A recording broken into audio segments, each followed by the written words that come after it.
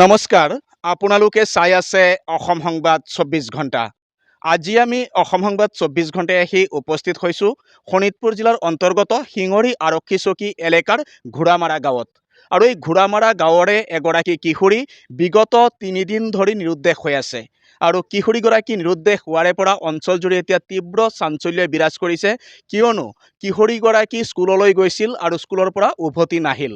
আৰু তাৰ পিছতে পৰিয়ালৰ লোকে বিভিন্ন ঠাইত বিচাৰ খোচাৰ কৰিছিল যদিও বৰ্তমানলৈকে কিশোৰীগৰাকীৰ কোনো সন্ধান পোৱা নাই।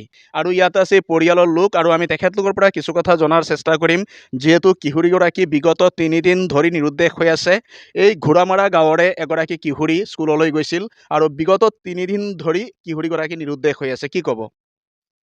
মই এইটোৱে ক'ব বিচাৰোঁ, ঘোঁৰামাৰাৰ যিহেতু মোৰ ঘৰৰ ওচৰৰ ছোৱালীজনী, তো আজি যোৱা বৃহস্পতিবাৰে স্কুল যোৱাৰ মানে 8:30 মানত ওলাইছিলে। তাৰপিছত স্কুল গৈছে ঠিকেই, কিন্তু স্কুলৰ পৰা আজিলৈকে মানে ঘৰলৈ উভতি অহা নাই।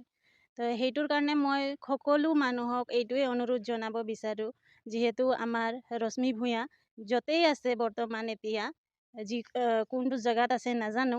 যদি আপোনালোকে কোনোবা মানে গম পায়, এই নিউজ লাইভৰ জৰিয়তে মই চবকে এইটোৱে জনাব বিচাৰোঁ যে য'তেই আছে লগালগ মানে আমাক মানে ঘৰৰ পৰিয়ালক যোগাযোগ কৰে, যাতে আমি ছোৱালীজনীক আমি লৈ আহিবলৈ পাৰোঁ।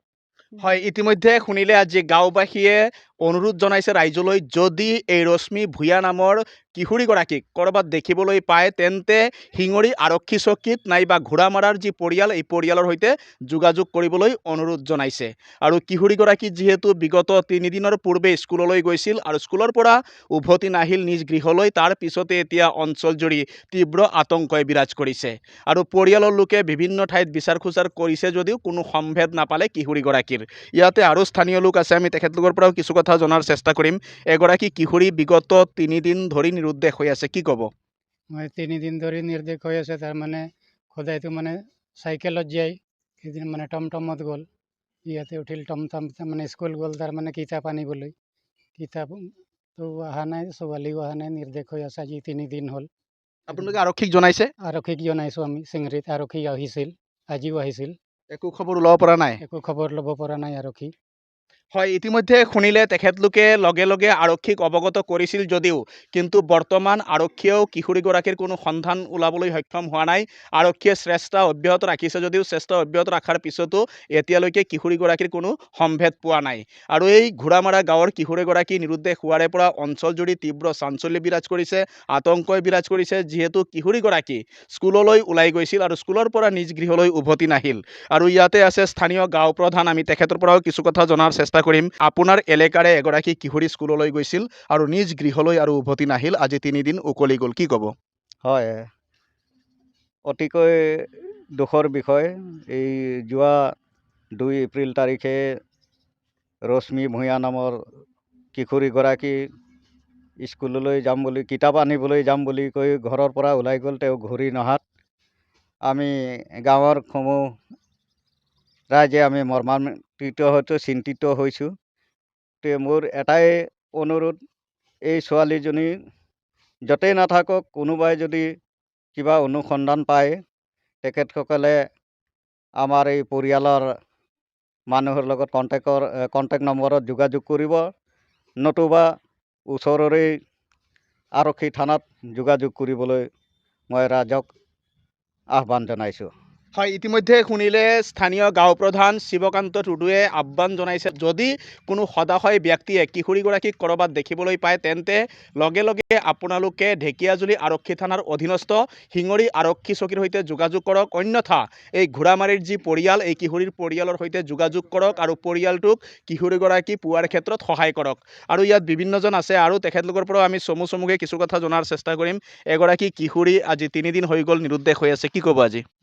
কি ক'ম আৰু, ৩ দিন হৈ গ'ল বিচাৰি আছোঁ, আমি গোটেই ফুৰিলোঁ, নাপালোঁ। আজি কিতাপ আনিব যাম বুলি ওলাইছিলে, ৩ দিন হৈ যোৱা, আজি এতিয়ালৈকে খবৰ পোৱা নাই। আমাৰ ছাৰবিলাক আহি আছে, সুধি আছে পাইছে নে, কিবা খবৰ নাই বুলি। বিচাৰি আছোঁ চবেই আৰু মিলিজুলি, এতিয়ালৈকে খবৰ আপোনালোকৰ আত্মীয় স্বজন য'ত আছে তাত বিচাৰিছে নেকি? গোটেই বিচাৰিব গৈছিলোঁ আৰু নাপালোঁ। যিমান আমাৰ মানুহ আছে চবক ঘৰতে গ'লোঁ, সুধিলোঁ, নাই বোলে, এতিয়ালৈকে খবৰ পোৱা নাই। হয়, ইতিমধ্যে শুনিলে কিশোৰীগৰাকীক বিচাৰিছে তেখেতলোকে বিভিন্ন স্থানত আত্মীয় স্বজনৰ লগতে যিসকল অঙহী বঙহী আছে কাৰো তাত কিশোৰীগৰাকীৰ কোনো সন্ধান পোৱা নাই। সেইকাৰণে আজি তেখেতলোকে সংবাদ মাধ্যমৰ কাষ চাপিছে যদি কোনো সদাশয় ব্যক্তিয়ে কিশোৰীগৰাকীক ক'ৰবাত দেখিবলৈ পায় বা কোনো অনুসন্ধান পায় তেতিয়াহ'লে আপোনালোকে শিঙৰি আৰক্ষী চকীত অথবা পৰিয়ালৰ সৈতে যোগাযোগ কৰক। তাৰে আহ্বান জনাইছে আজি এই অঞ্চলৰ ৰাইজে। আমি দেখুৱালোঁ সামগ্ৰিক পৰিৱেশ আৰু এই কিশোৰীগৰাকী নিৰুদ্দেশ হোৱাৰে পৰা এতিয়া অঞ্চলজুৰি এটা আতংকময় পৰিৱেশে বিৰাজ কৰিছে আৰু সকলোৱে আহিছে পৰিয়ালটোৰ খবৰ লৈছে, কিন্তু কিশোৰীগৰাকীৰ কাৰণে এতিয়া সকলোৱে মৰ্মাহত হৈ আছে আৰু সকলোৱে চিন্তিত হৈ আছে। কিশোৰীগৰাকী য'তে নাথাকক সুকলমে থাকক আমিও তাৰে কামনা কৰিছোঁ। আৰু কিশোৰীগৰাকীয়ে যদি এই অসম সংবাদ 24 ঘণ্টাৰ এই বাতৰি চাই আছে, তেখেতে যদি ক'ৰবাত আছে তেখেতে অনতিপলমে ঘৰত উভতি আহক আমি তাৰে কামনা কৰিছোঁ। আৰু সকলোৱে অসম সংবাদ 24 ঘণ্টা চাই থোৱাৰ কাৰণে মই প্ৰশান্ত বৈশ্যই সকলোলৈ অভিবাদন জ্ঞাপন কৰিছোঁ।